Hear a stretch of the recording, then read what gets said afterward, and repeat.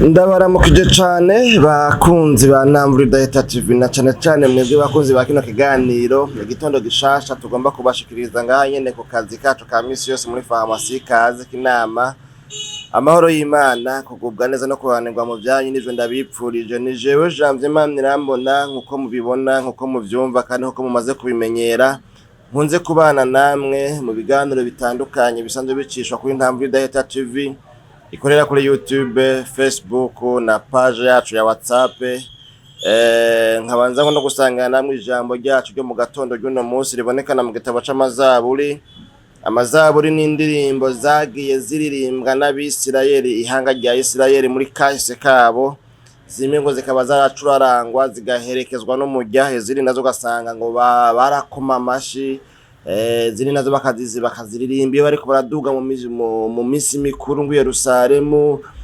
Ugasanga nizo ngo baririmba ngo iyo bariko barasenga mu mihana mu miryango, ibintu nyene nk'ivyo mu bihe bitandukanye by'ubuzima. Muri make zizaburi zirimwe ubutumwa ku buryo umuntu ari we wese ngo aziravye muzimubera icirore akaronkamo amajambo ahuye n'uko ameze, ahuye nibihe arimwo. Dusome rero muri Zaburi 119 dusoma ku murongo w'115 havuga ngo mva iruhande mwa nkozi z'ibibi mwe kugira ngo nitondere amabwirizwa y'Imana yanje. Imana yacu nihimbazwe. Tuyasubiremo aya majambo n'impanuro tugomba gusengera kuno munsi twiragiza Imana, hanyuma Imana ibane natwe tugirire neza mugabo kandi iri jambo ritubere novuga ngo impamba y'umunsi. Aya majambo yo kuzirikana ko yacu no munsi avuze ngo mva iruhande mwa nkozi z'ibibi mwe kugira ngo nitondere amabwirizwa y'Imana yanje. Imana yacu nihimbazwe. Ni aya majambo bibonekana ko ari umuntu yariko yiyadresa kuri bagenzi we, ku bantu kanaka, ku mugwi w'abantu kanaka, kubwuko yarafise impamvu ituma abo bantu ababwira aya majambo. Aya majambo nayo tubonye uyu muntu abwiye abantu bari mu mugwi witwa uw'inkozi z'ibibi, les malfaiteurs, les pécheurs, abanyavyaha. Naho kumbre novuga ngo nta udacumura canke nta utigeze acumura, tout le monde a tort. Urashobora umwanya wose gusanga nawe wihenze kuko le tort est humain. Imana yacu nidutabare. Rero uyu muntu mugabo bibonekana ko yidentifie, arabona neza, arashira habona, arabona yuko aba bantu ari inkozi z'ikibi, abona yuko ari abagenzi babi. Bibiliyá irambwira ngo kubana n'ababi konona ingeso nziza. Bagaca bavuga kandi ngo ingendo y'uwundi iravuna. Ingendo y'uwundi iravuna ni mu ntumbero yo kwerekana yuko wiganye ingendo yiwiwe kubera ko tabari yiwawe, ikugora kumenyera, ikugora kwiyadapta, bikugora kuba wogenda nkuko nakagenda, bishobora kukuvuna, bishobora kukumugaza, bishobora ibintu nyene nk'ivyo. Ushobora guhura n'amakonsekansi n'ingaruka mbi kubwuko novuga ngo wiganye, ushatse kwifata, kuvuga, kugenda, kubaho nka naka, kandi wewe ukwiye kubaho nka wewe ubwawe. Imana yacu nidutabare. Hanyuma rero iri jambo litubwiye uyu muntu kuntu yabwiye abanyakiba, babwira ngo nimumve iruhande mwa nkozi z'ikibi, mwa nkozi z'ibibi mwe. Uyu muntu ariko yiyama bano bantu iyo bija hose, arafise ibibi, arafise ingeso mbi, arafise ibikorwa bitari vyiza yagaye bano bantu, arafise umurongo n'ingingo ngenderwako yakurikiranye, arasuzuma neza, asanga bano bantu gushishikara kugendana nabo, gushishikara kwifatanya nabo, gushishikara kugiriranira imigenderanire nabo, bihava bimukwegera mu byo adashaka, bihava bimukwegera mu ngeso mbi, kuko bavuga ngo ubana na suneba ugasuneba nkawe.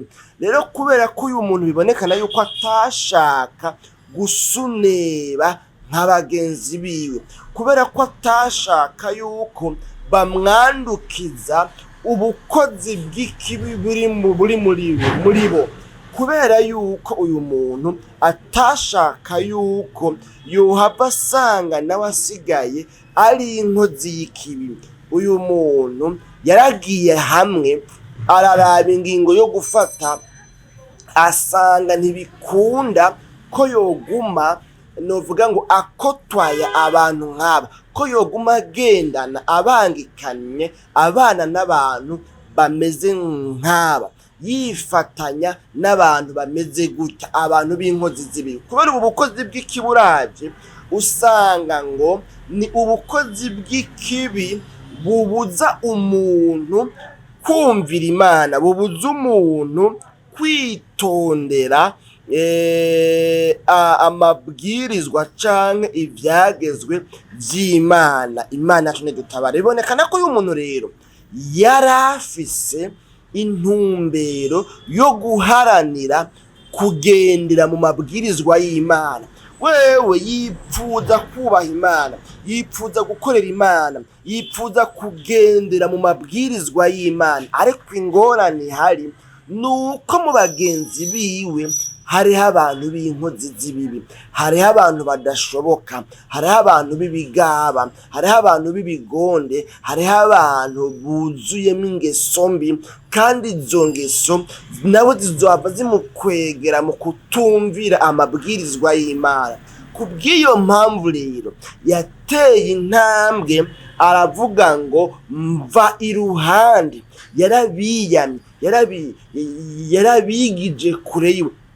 Mu yandi majambo yabaciriye umukenke, yabahariye ivomo, yabakuye kuri lisite y'abagenzi biwe. Mu yandi majambo iyaba muri kino gihe hariho amatelefone, nari kuvuga ngo yafashe nimero za telefone zabo arazifuta muri telefone yiwe, aravuga ngo aba bantu naho bari abagenzi ni abagenzi babi, kuko bakora ibibi, ni inkozi z'ibibi.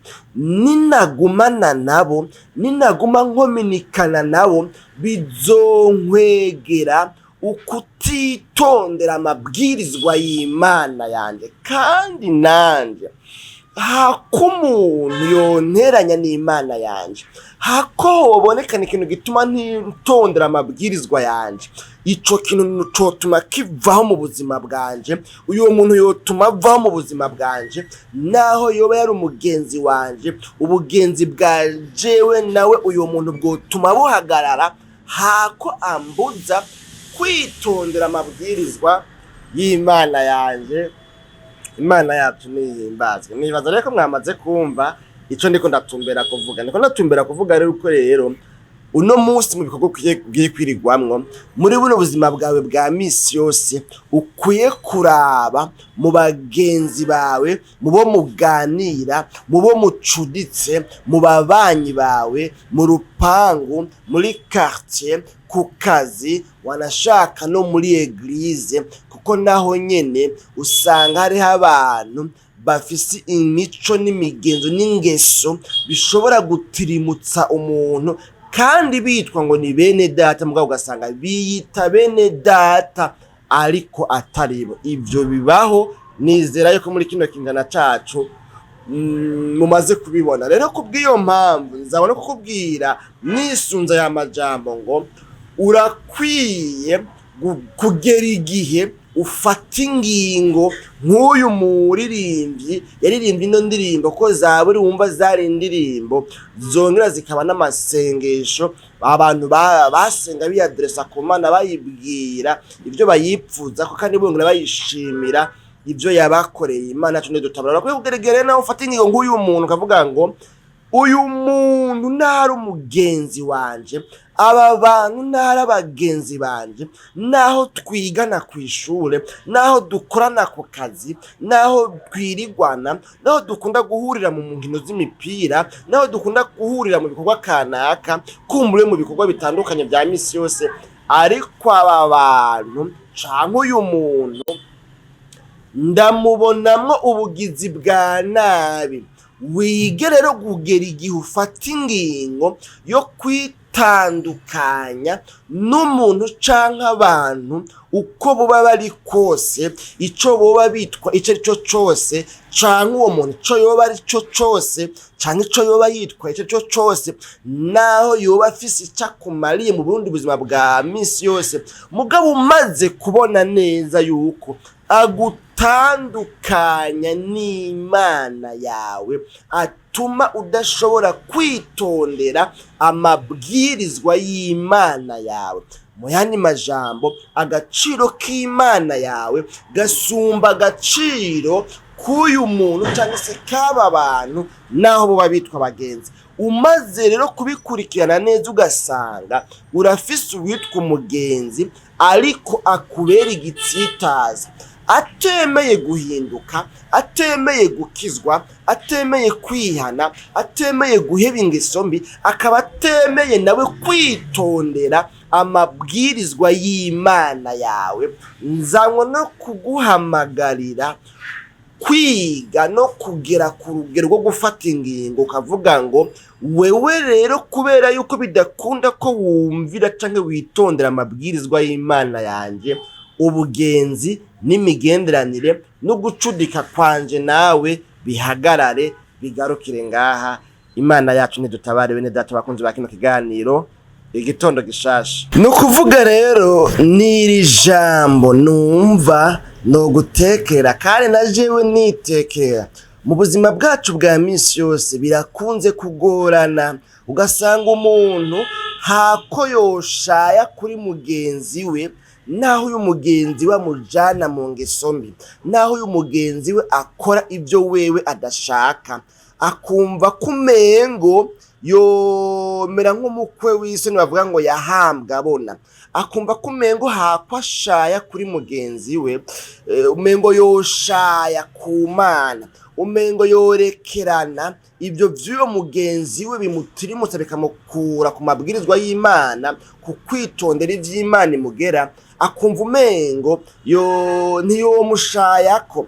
Bishoboka yuko ashobora kuba ari umuntu abafise ico bapfana n'umuntu, canke ugasanga n'umuntu asanzwe amufasha kubera yuko nakanyigisha, kubera yuko naka ari umukoresha wanje, kubera yuko naka mpemba, kubera yuko naka ari umuryango, ari papa, ari data wacu, ari mamba wacu, ari mukuru wanje, ari kubera yuko naka ari wandihira amahera y'ishuri, kubera ko naka ari umusheri wanje, niwe ampa mega, niwe ampa inite, niwe amutu akantu kose nkenesha ndakamusaba, akantu kose nkenesha ndakamusaba, kubera ibyo ahora ampa, kubera ibyo ahora mfasha, sinohirahira, sinomubwira yuko ibi bintu ntabikunda.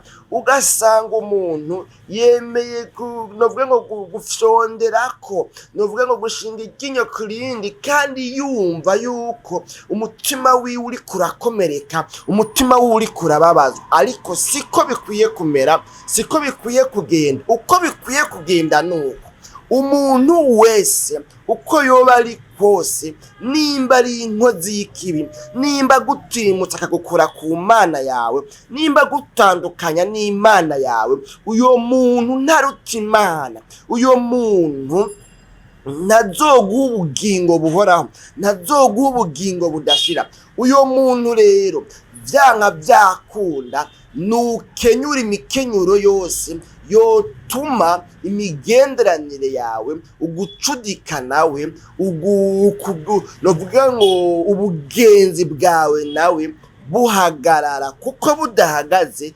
hazohagarara ubugenzi bwawe n'Imana. None rero ukwiye guhitamwo iyo ngingo ukayifata, hako hahagarara imigenderanire iri hagati yawe we n'Imana yawe, muhurira nayo, no kuvuga iyo Mana mu mabwirizwa yayo, hotuma hahagarara imigenderanire wewe ufitaniye na naka.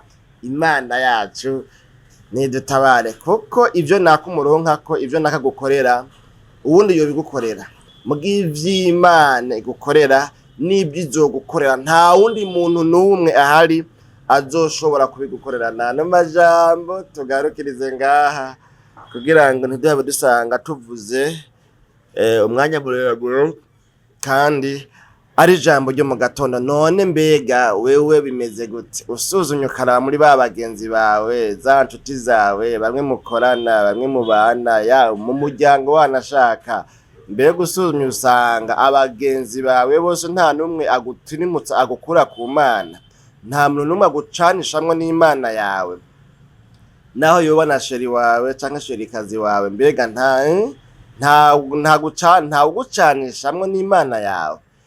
Nimba rero usanze hariho umugenzi ukwiye gutira ko attention, numushire ko kabaza, numushire ko point d'interrogation, hanyuma utanga uruhereye none wige ingene swat ahinduka nabaku akumvira agashira mu ngiro amabwirizwa y'Imana yawe, mukahurira ku Mana yawe, ari kubona ko bidakunda yuko umuhindura ngo nawe yumvire amabwirizwa y'Imana yawe, muhurire ku Mana yawe. Uyo muntu wige ingene umusezerera kuruyere kugwenge canka amaso muyande imbonanya, niko abandi bavuga vis-à-vis, face à face, umubwire umusezere, hanyuma bihagarare, hanyuma habandanye ukwiye kubandanya. Nayo majambo rero mwese bayumvise, Imana nyine amahoro ibaho umugisha, mwirirwa amahoro. Iri jambo uryitwaze, urizirikane ko, urimedite kugiyumvire ko, hanyuma ugige ku Mwami w'abami Yesu.